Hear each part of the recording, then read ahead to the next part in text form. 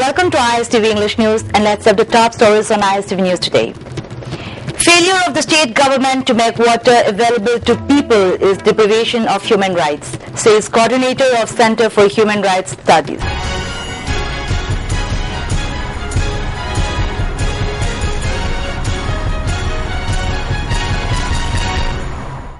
Now the news in detail.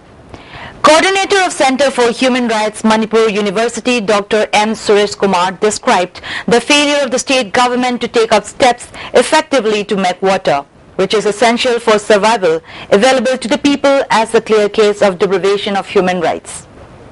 Addressing media persons in his office chamber at MU, Dr. Suresh Kumar said, as part of academic research work, a team of the center went on an inspection visit to several places in Manipur, including Loktak and Singda, where the team found abundant water. Though the people are facing water scarcity in Imphal, there is plenty of water in the Loktak lake. The government needs to do introspection in its own functioning to find out if there is any lapse on its part and take up foolproof measures to make water available to the people. Now, as clean water is not available, there have been reports of people getting sick after taking bath in unclean water. At such a juncture, the government cannot afford to remain silent and instead should take up appropriate steps, Dr. Suresh Kumar said. Center for Human Rights and Duties Education government request appeal to ising Hong Maramorica, Dongan Lena Sing, Sandro Payabagi film that lay, Abuna, high river, Ta, Mars, April May, Massing Waba Sing herself, Manicola Lady, water body, particularly Maru in the local project, the issues in the sea. There are minus in the Yagata, how we see that. Government now, Tawaya, me and Sanganini. A joint meeting of 36 clubs and Mayapaibi organizations of Kairao Assembly constituency in Imphal East District was held today on the premises of Uru Primary School today. Those present at the meeting resolved to form a joint action monitoring committee on road and development programs of Kairao Assembly constituency to look into the factors why various benefits provided by the government of Manipur have not reached the people of the constituency and the constituency remains so backward. Many representatives of local clubs and Mayapaibi organizations attended the meeting.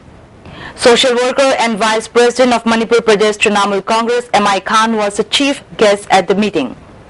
Those who spoke at the meeting opined that though Manipur has become a part of independent India over 60 years, Kairao Assembly constituency remains as the most backward constituency in the state. Drinking water is not available, road connectivity is pathetic and dangerous. Educational institutions and healthcare facilities are in name only. The committee formed today will thwart any attempt to put hindrance or grab opportunity by the local MLA or his men in the developmental works taken up by the social workers. M.I. Khan said there are concrete proofs for the PDS items to have been allotted for the people of the constituency and also benefits for developing road and bridges under the PMGSY having taken by the MLA. However, none of the benefits has reached the people.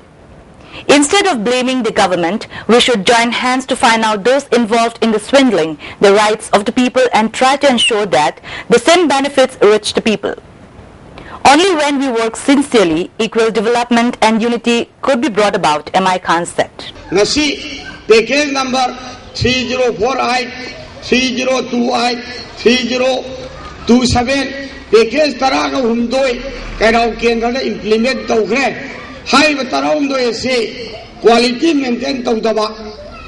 PMGSY the Bin Nuai, Huran Bunuai, I call you Sumantri Oirena, Shemu with the Yazi, Jimamasum Tam Animata, program Taraum do a sea, program Amabova, Sahi Manga Dilayana, Sahi Ahum Japea Balambi Udre, Sahi Anigi Matungadi, Kairao Kendra Say Mumbai with a mantra.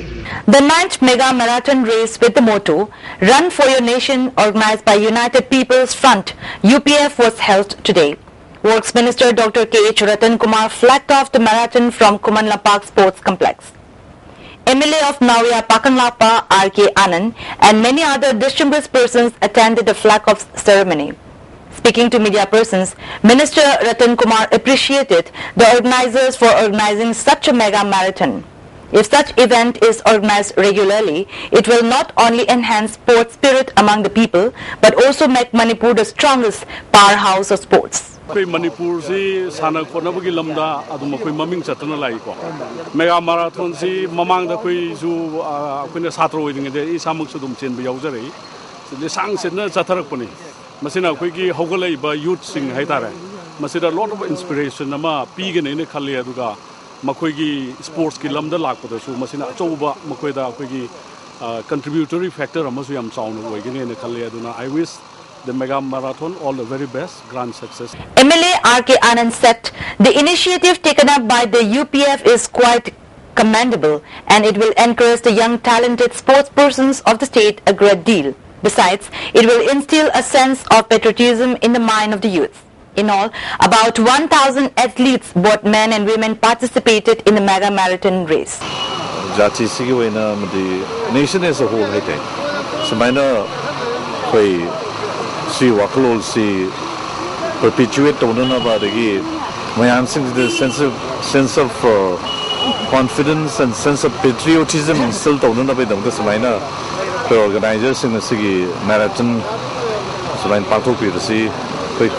support and I wish the organizers every success and more success in the future in the times to come. Iboyaima Hospital and Research Center Sinzamay Chingamatak organized a free eye camp on the premises of the hospital yesterday. About 400 persons were examined and distributed medicines free of cost during the camp. Talking to ISTV News, Managing Director of the hospital T.S. Hero said the main objective of organizing the free eye camp is to make the advanced medical facilities available to the needy people who cannot afford expensive fees for their eye treatment. If the persons need to have surgery, his hospital will treat them free of cost, he added.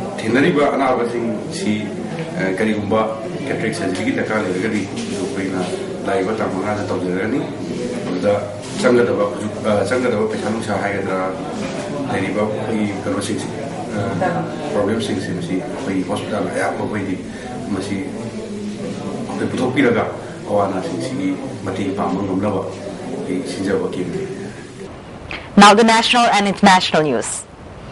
Prime Minister Narendra Modi has said that Lee Kuan Yew was a global thinker who saw things ahead of others. He was an advocate of economic progress and made tireless efforts to advance peace and stability in Asia. Talking to reporters after his arrival in Singapore today to attend the funeral of Singapore's first Prime Minister, Lee Kuan Yew, Modi said India deeply valued Lee Kuan's friendship and his support for India's economic progress and global role. He said India's relations with Singapore is one of the strongest relationships in the world and Singapore is a key pillar of India's Act East policy. Prime Minister said Lee Kuan was a source of inspiration for him and his achievements and thoughts gave him confidence in the possibility of India's own transformation. Singapore is bidding farewell to its founding Prime Minister Lee Kuan Yew, who died on Monday aged 91. Despite torrential rain, thousands lined the streets to view the funeral procession carrying Mr. Lee's coffin from Parliament, where it has been lying in state across the city. A state funeral attended by world leaders is now taking place ahead of a private family cremation ceremony. 1 million people have visited tribute sites this week. More than 500,000 people, 12% of Singaporean citizens, visited Parliament House to see Lee's coffin, while at least 850,000 others went to community sites to pay tribute. 2 suspected Pakistani intruders were shot dead by security personnel today as they were trying to smuggle in heroin worth rupees 60 crore into India a day after 24 kg of the contraband was seized following a similar operation near the border. Confirming the killing of 2 intruders at border outpost Ratan Krut, Border Security Force BSF DIG RPS Jaswal said that an AK-47 assault rifle too was recovered from the intruders along with 12 kg of heroin. Jaswal said that the duo were challenged by BSF personnel and were repeatedly asked to surrender, but they ignored the warnings and kept marching towards Indian territory while firing at the troops. That invited retaliation from the Jawans, and during the exchange, the intruders were shot dead, he said. Boko Haram extremists killed 41 people, including a legislator, and scared hundreds of people from polling stations in the northeast, but millions voted across Nigeria in the most closely contested presidential race in the nation's history. In electoral violence elsewhere, 3 people, including a soldier, were shot and killed in political tujari in southern Rivers State, and 2 car bombs exploded at polling stations in the southeast, but no one was injured, according to police.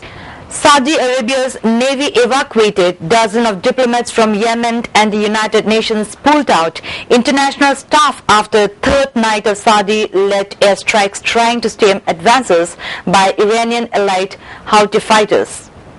Residents reported heavy clashes between the Houthis and mainly Sunni tribal fighters in the south of the country, while the air campaign sought to stall a fresh offensive by the Shiite Muslim group on Aden from the east. German investigators found antidepressants in the Department of Germanwings co-pilot Andreas Lubitz this week, according to published reports. A German newspaper cited an unidentified senior investigator who said Lubitz suffered from a severe psychosomatic illness, and German police seized prescription drugs that treat the condition. Lubitz suffered from a severe subjective burnout syndrome and from severe depression, the source told Die Welt. Investigators continue to work to piece together the secret life of Lubitz, who officials say was hiding an illness from his employers. He had been declared unfit to work by a doctor. They were expected to question his relatives, friends and co-workers as they tried to pin down what could have prompted the seemingly competent and stable co-pilot to steer a jetliner into a mountainside on Tuesday. And now the top stories once again. Failure of the state government to make water available to people is deprivation of human rights, says coordinator of Center for Human Rights Studies. That's all for now, and keep watching ISTV News Update.